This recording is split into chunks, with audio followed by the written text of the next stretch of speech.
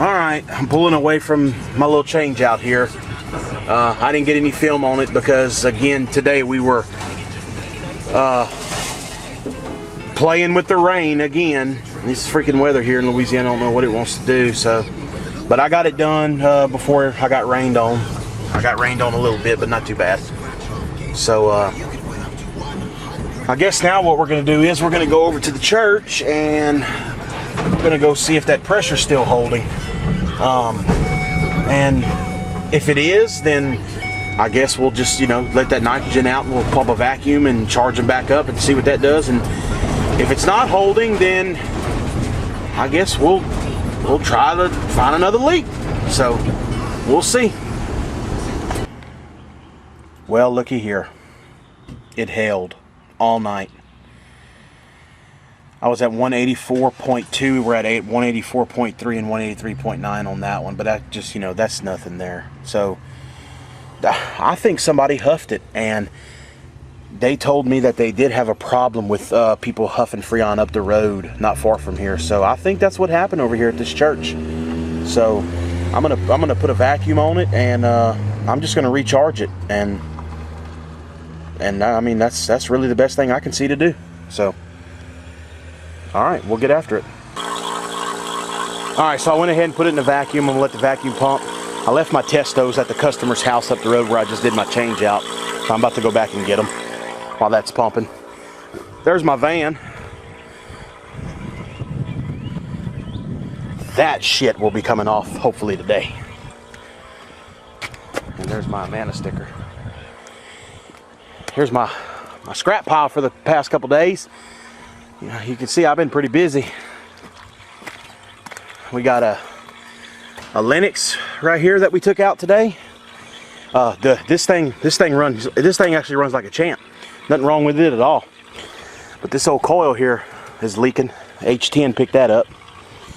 And then yesterday we removed this old Heil right here, matched up with this Yark evaporator that my dad put in many years ago.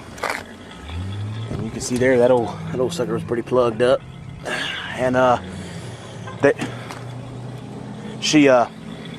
particular customer had a gas furnace that was in that my dad had did the furnace in the coil years ago and left that condenser, and that condenser also runs really good. Absolutely nothing wrong with it. We went for his maintenance and found it low on charge, and I could tell by my superheat that the coil was dirty. So once I opened the coil up to check it, to see if it was verify that it was dirty, I saw how rusty it was. So I said, well, I'll go ahead and run the H10 through there and see what happens. And I ran the H10 leak detector in there, and it picked up in like 3 or 4 different spots. So he chose to go ahead and update. So I've been busy the past couple days, but let me go pick up my Testos and we'll get back to this. All right, I'm weighing the charge back into the machine.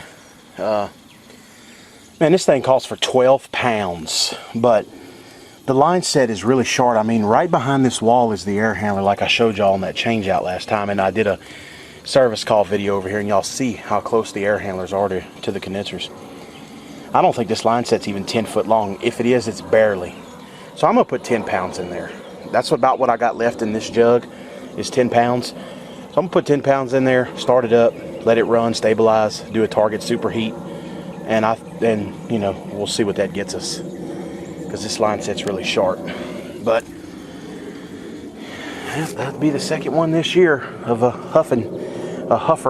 So let that charge finish weighing in, and we'll go from there. Okay, we were able to get all 10 pounds in without starting it, but I've got it calling, so let's start it up. There it is.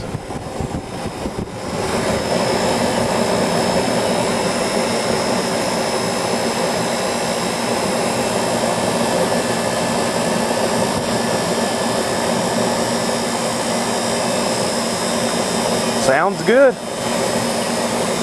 Good and loud. Like these old carriers were. Alright, well, we'll let it stabilize and let it run for a few minutes, and then we'll go get a wet bulb and do a dry bulb out here and calculate our target superheat, and they should be good to go. After a 71 wet bulb and a 91.5 dry bulb, our target superheat is 21.3. We're at 26.7, so we are within 5 degrees. And it's been running about 10 minutes now. So, and the superheat is, looks like it wants to come down. So we're within range, and as long as nobody comes and huffs the Freon again, I'd say this old beast is still alive and well. So I guess that'll do it on this one, guys. Just another simple case of thievery, just a different kind of thievery in this situation, a sad situation. So, but the old Carrier spine fin condenser, the whole system it's back online and it lives another day, as long as nobody huffs it. Thanks for watching, y'all. We'll see y'all on the next one.